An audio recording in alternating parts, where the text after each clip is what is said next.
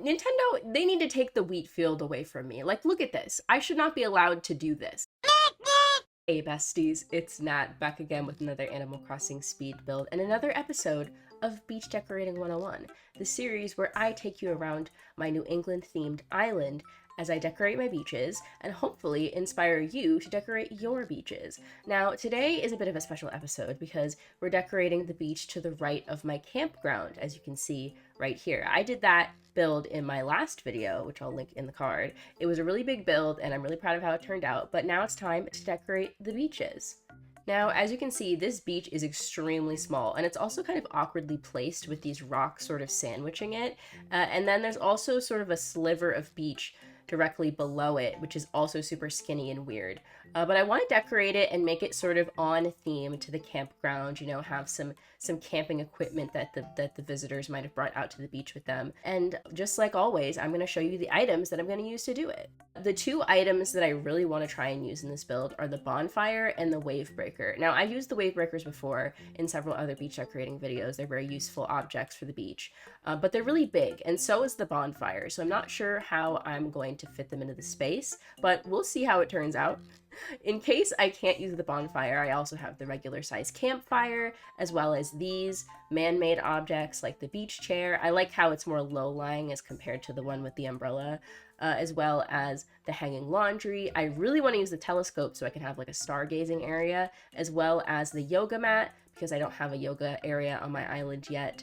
And then we have the usual, like the life preserver, the beach blanket, and then this little lantern that I've used elsewhere in the campground area, so we could sort of extend that out into the beach. And finally, here are the more natural objects that we're going to use to decorate. Of course, we have the wheat field, the ever-present wheat field, as well as some light-colored wood objects to sort of act as driftwood. We have a little fish, we have some seaweed, and we have some codes like my classic bird shadow code, as well as this bag.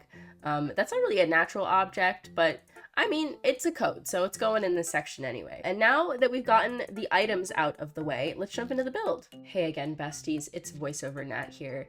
Oh, the naivete of me making the intro to this video. I thought I was going to be able to fit all of those objects in this tiny space, and I was wrong.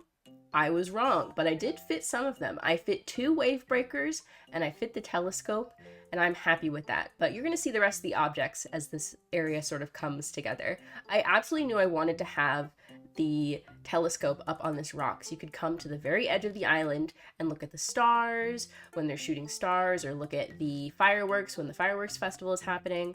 I really wanted to have this space specifically reserved for that activity, so that object I knew was going up there immediately. And then I wanted to have an area for a campfire, and I pretty quickly realized I wouldn't have room for the full-size bonfire, but I made space for the regular-size campfire, and I think it turned out really, really cute. This is actually my favorite area of the build, I think, with the tan colored log and then the log stakes. I really like the driftwood color scheme, and I use it on the other beaches on my island. That's honestly been that's been the easiest part of doing this beach decorating series, is like once I got one beach down and I knew what I wanted to put there are just objects where I was like, oh, okay, well, I can use that on this beach and on this beach. And even though they have different purposes, like one of them is like a volleyball court, and one of them is like a public beach with like stalls and for changing and fishing and all of that stuff. They're all different, but they all have objects in common, and it sort of makes it feel more cohesive. And so in that sense, getting the objects for this build was not super difficult, because I sort of went in knowing like, oh, I'm gonna need that, I'm gonna need that. The real difficult part of this build, if I'm gonna be honest, was having the motivation to build after I did that giant campground build right next door. That build absolutely took it out of me. And also, I mean, Miss Rona, she's still taking it out of me. I'm finally no longer positive. I got my first negative test result late last night, and I'm very glad to be Rona free so I can stop quarantining and go outside again. But I still am a little bit tired, so I'm trying to be gentle with myself. But you know who wasn't being gentle with me, besties? That's right, the bug. The bug is back. If you watched my last episode of Beach Decorating 101, I was minding my business, working on the build, and all of a sudden I hear a noise in the trash can next to my desk, and the biggest bug I've ever seen is just sitting there, chilling on top of a can. You'll know the saga of the bug who invaded my home and terrorized me for several days before disappearing into the night, never to be seen again, or so I thought. The last time I mentioned the bug and how I hadn't seen him, I had actually lied. I did see him briefly last weekend.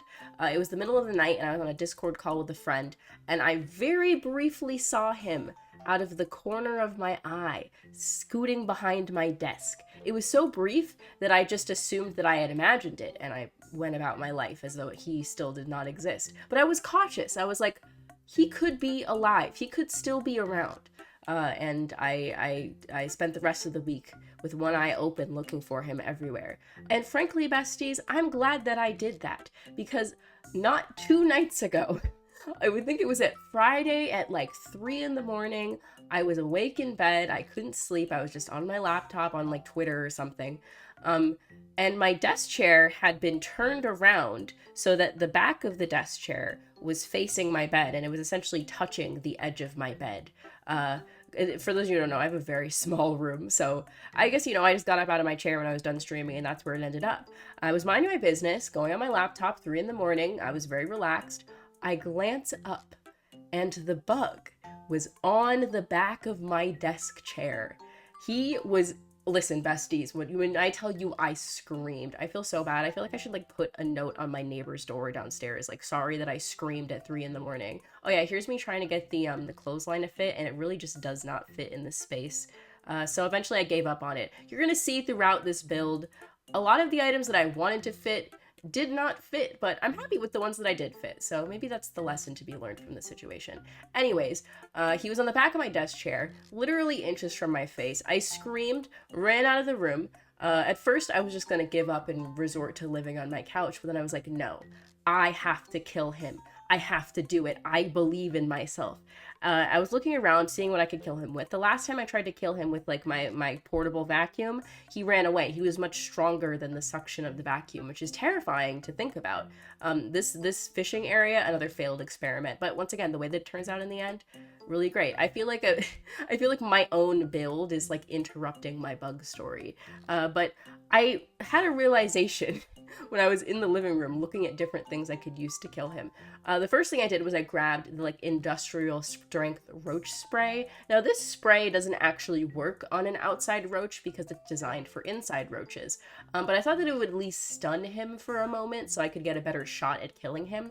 So I was essentially spraying the roach spray at him from across the room against my better judgment, because that spray is highly toxic and not safe for me to be spraying everywhere. Oh, here I was doing the little duck pond thingy that I mentioned in the previous video as like one of the things I wanted to change. But yes, on with the roach story. I was spraying him with the spray and it was like sort of bothering him, but not enough. I really had to like get it all over him to get him to fall off of the chair. And then I had the realization of, oh no, what do I do now?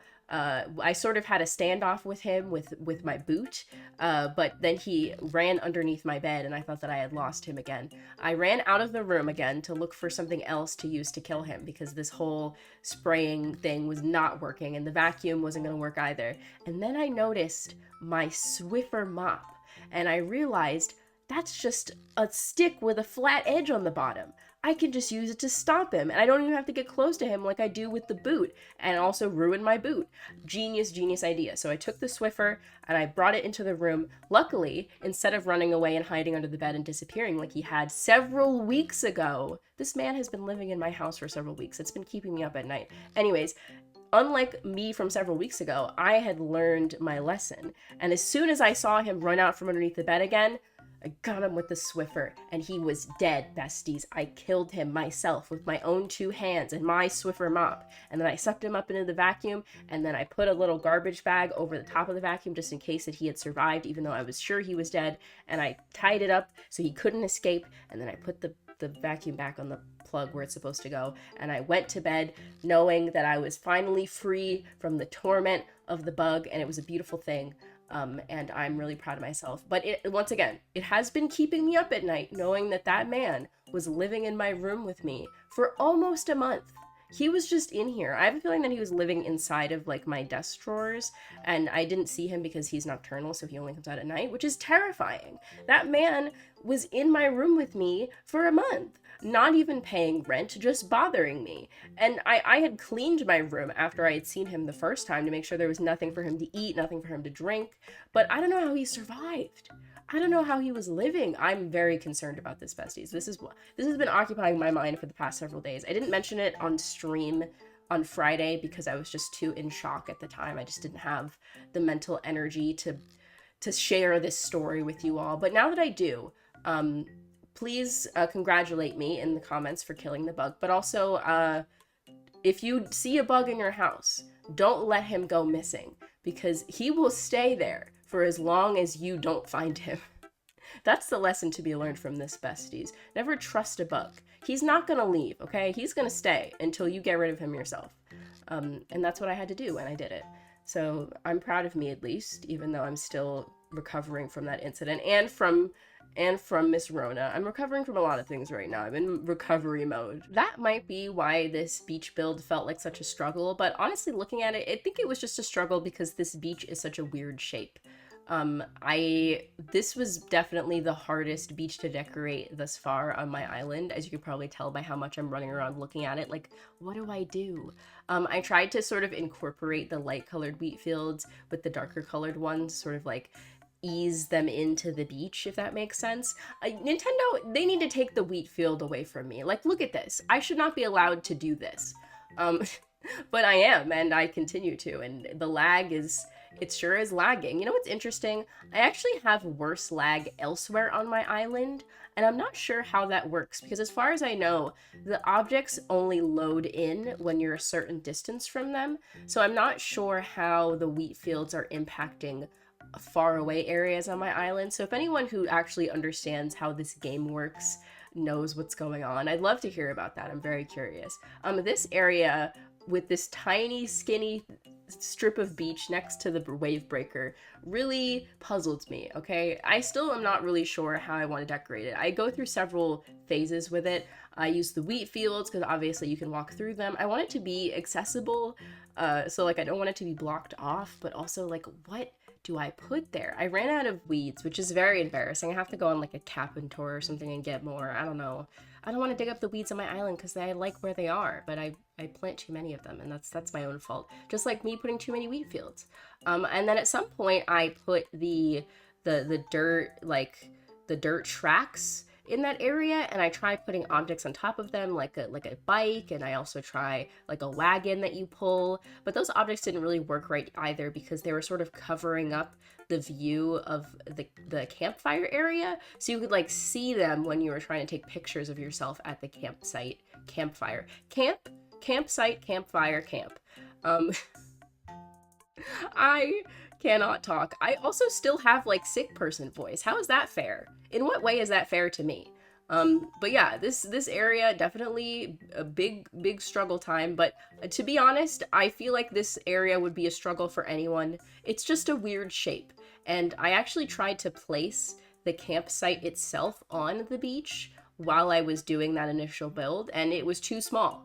There was no room for it. So if that gives you an idea of how small this beach area is, it is very hard to decorate. And to be honest, with the space that I had to do all of this, I'm pretty pleased with how this came out. I'm pretty happy with like the sight lines and all the different colors, and I'm excited to sort of extend it downwards. You're seeing me messing with the dirt tracks. I end up just putting the wheat fields back, but I sort of pull them back a little bit. I'm excited to extend this whole beach downwards. I think the next big build you're going to see on the channel is going to be me working on the road that leads up to the campsite from the town square sort of area. So you know when we did the neighborhood decoration video, and that road that sort of curves around that bridge and leads up to Fuchsia's house and Butch's house and all those houses, the road going in the opposite direction behind my house is what's going to lead to the campsite. So we're probably going to decorate that next, and I'm very excited for that. And that is going to include the beaches coming down a little bit farther. Honestly, I really do like this like cute little wagon thing, and I kind of want to put it back, but as you can see, the the handle of the wagon is so tall, it like obstructs the view of the rest of the build, if that makes sense. Like if you try to take a picture of yourself sitting at the campfire, you're just gonna see like a tall wagon handle in the way, which is why I ended up getting rid of it. But I don't know, let me know in the comments if you like that more. I'm still thinking about the bug, honestly. It's just the fact that he was in my room for so long and I didn't know. And also the fact that, like, what if there's more of him? Like, I'm a 99.99999% sure that there is not more of him and that he came in from outside, because he's definitely an outside bug. I know the difference between inside and outside bugs, okay, besties? But I'm still a little paranoid that there are more of him around, and I've been keeping my eye open. But I do feel better knowing that I definitively killed the one bug that I knew was in my house. You know, I'm proud of myself, even if I am a little bit afraid still. I also put the camera up by the telescope so you can take pictures of the sky and the stars or whatever. I don't know. I thought it would be a cute idea to have over there. I really like that area on the rock as well. And this little area with the fish next to the wave breaker, I really love that group of objects and like the colors so much. I think it would be cute to have like a little science area. I used to have one over on the left side of my island where my other beach area is, with the road and the view of the lighthouse. And I thought that area was really cute, so I'm glad I could sort of pay homage to it, I guess, after demolishing it. This is going to be the final area that we work on today. I actually put up these fences because when I started building this initially, Sahara was here, and she had spawned in this area, and she kept getting in the way of me building, so I put those fences there to try and trap her for at least enough time that I could, like, film the intro to this video. I don't know about y'all, but I feel like now that we can just visit her on Harv's Island and actually see the rugs that she has for sale, even though they refresh less often, I never talk to her when she's on my island because I don't feel the need to. It's like I would go through all of those menus just to get a random rug that I don't actually want, as opposed to just going to Harv's Island and checking her stock once a week and seeing if she has something I do want, you know? It's like, it's way easier. So now whenever she visits my island, it's like, oh, never mind. You're just in my way now. Which is unfortunate for her, but it's true. Let me know your thoughts on Sahara. Are there any funny places that your NPCs like to spawn? For some reason, CJ always spawns in like the most awkward spot where he's like trapped somewhere. He loves to spawn on like the 3rd level of my island, whereas Flick always spawns like at the town hall or like somewhere really normal. Here I am decorating the bottom part of the beach. Like I said, this is going to extend down eventually. But for right now, I'm just sort of adding some normal beach decor, like these chairs and this lantern and a little magazine and inflatable ball thing. I wanted it to be a little bit more colorful than the campground area because the campground was so focused on like greens and other natural colors. So I wanted to bring in more like vibrant like blues and yellows and reds and like the primary colors with the ball and with the lantern. And I think that it looks really, really cute. Just ignore, though, the giant flower storage underneath this. That's none of your business, okay? Pretend that you do not see it.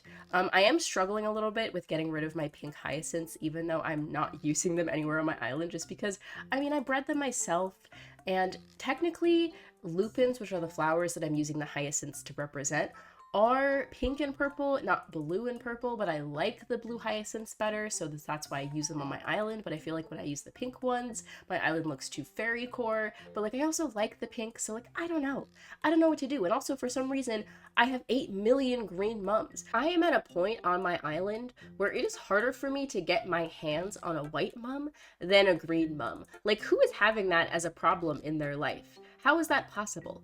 But once again, I'm afraid to get rid of them because I'm like, these could be useful later, and I bred them all myself, and it's nice to have all of them. So we're gonna have to find some space. I'm really running out of space on my island for like storing extra flowers and things, which is exciting because it means my island is almost finished, but also like I don't know where to put them, so it's stressing me out a little bit. But we'll figure it out, besties. You and I together. We'll find a place for all of these extra flowers, and we'll get stuff done. We'll get this island done. Speaking of getting things done, we are just about at the end of the build. As you can see, I placed down one last wheat field in that area that I didn't know what to do with, and then I caught this giant Napoleon fish, which was very exciting. Love to see it. Love to get something to sell to CJ. Anyways, here we are at the end of the build. Thank you all so much for watching. I really like how it came out. I ended up using a lot of items that I wasn't expecting to use, which is kind of exciting, even though it did mean I had to sacrifice a couple of the ones that I wanted to use. But at the end of the day, it still looks really cute. I'm really pleased with it, and I'm happy that I got to use this weirdly shaped space. Anyways, once again, thank you all so much for watching. If you liked this video, make sure to leave a like. It really helps me out. If you really liked this video, you can subscribe and hit the little bell to be notified every time that I post or go live. You can also follow me on Instagram or on my Discord to get notified when I post or go live. I post Animal Crossing videos here twice a week, normally on Wednesdays and Saturdays. I also go live here on YouTube. I try to go live at least once a week, and I think by the time this goes up, if you're watching it the day it goes up, I'll be live playing City Folk for a little late night Wii game action. So be on the lookout for that.